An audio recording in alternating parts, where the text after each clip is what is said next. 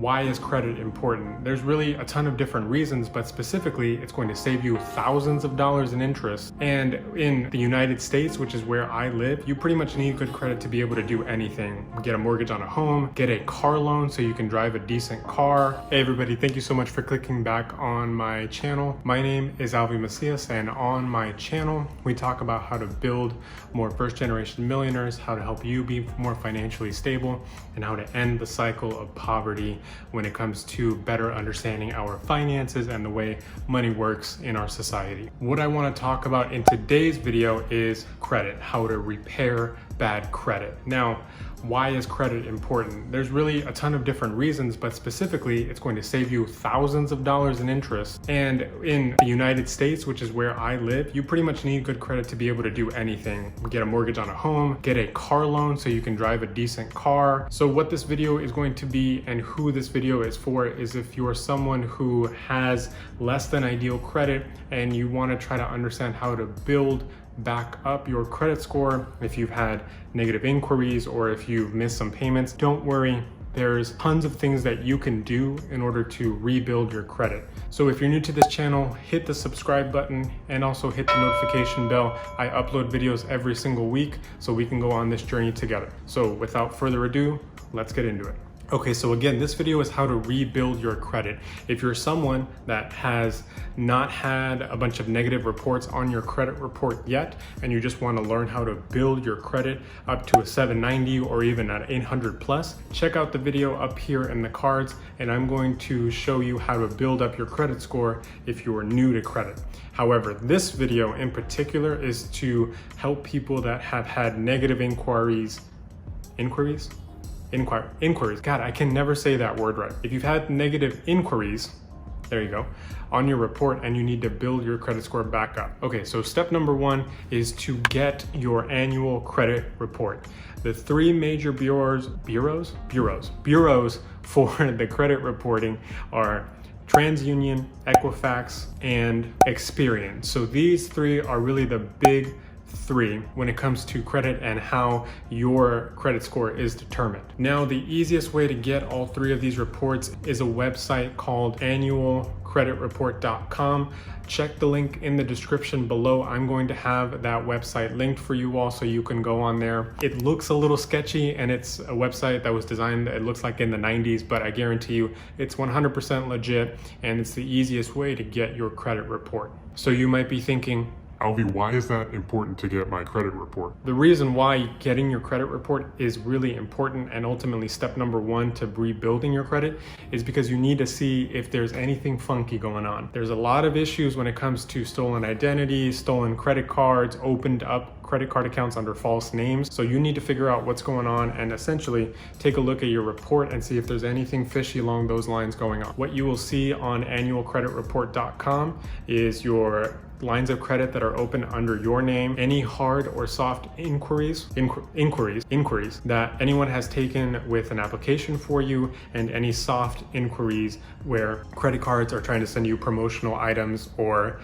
just anyone that has access to your data somehow. And annualcreditreport.com does a really good job of being able to show you everything in a pretty easy to understand layout that you can then later download and save and just have it in your back pocket. You want to check it at least once a year. Currently, with the pandemic going on, annualcreditreport.com lets you check your credit every single week. I don't know why this is the case, but it is. So if you're really nervous about your credit report and want to make sure your credit score is starting to improve, I would recommend do it at least twice a year. And again, it's completely free once per year when things are normal. You are allowed one credit report per year for free. If you get your credit report twice a year, like I recommend, you do have to pay for it the second time.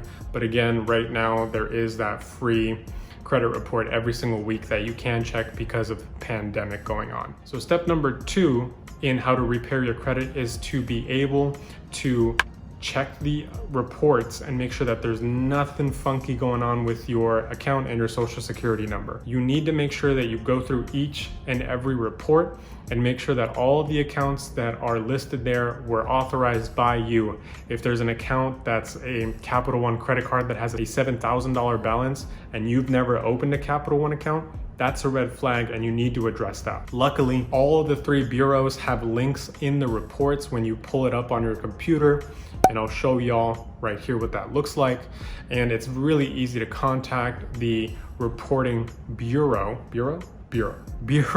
and you can easily call them, email them and say, hey, this is an unauthorized account. I never opened this account, and then go through that process.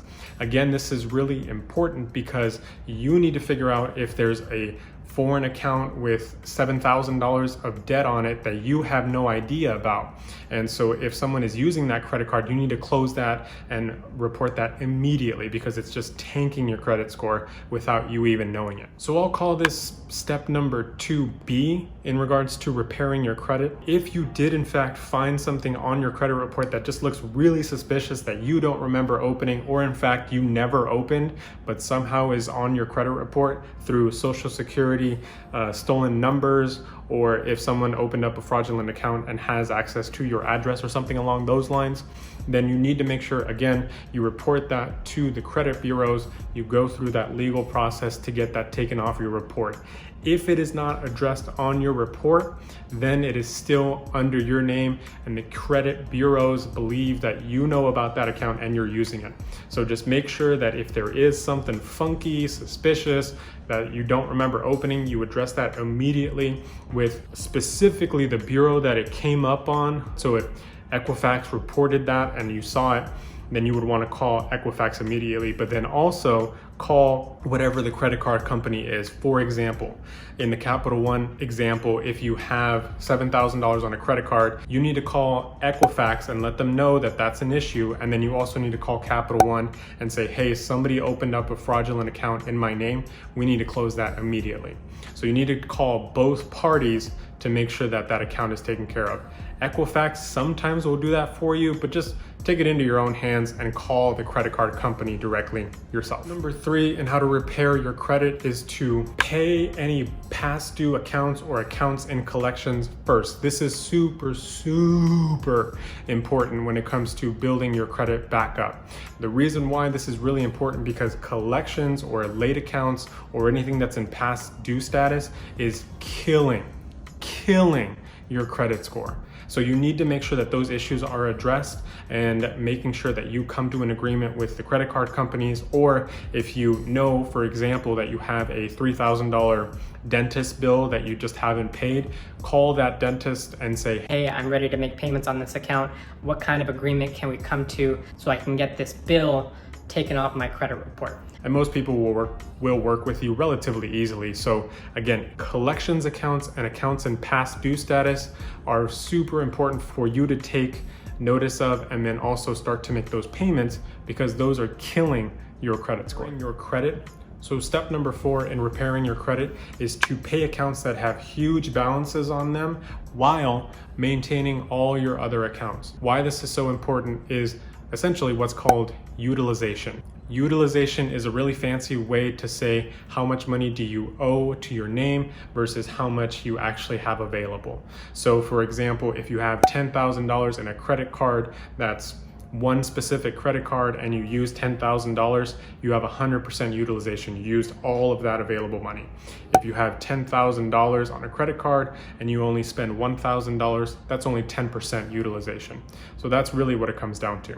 If you have accounts in your name that have huge balances, if you attack those first and then start to bring down those total balances, then you keep utilization really low. Now, quick disclaimer here, that does not mean you have an excuse to default or not pay on all your other accounts. What I recommend is to maintain at least the minimums on all accounts in your name. So if you have 3 credit cards and your car loan, maintain your minimum payments on all of those accounts. But if one credit card has $10,000, minimums as much as you can towards that $10,000 balance, because that's going to help bring your utilization down really quickly and ultimately boost up your credit score.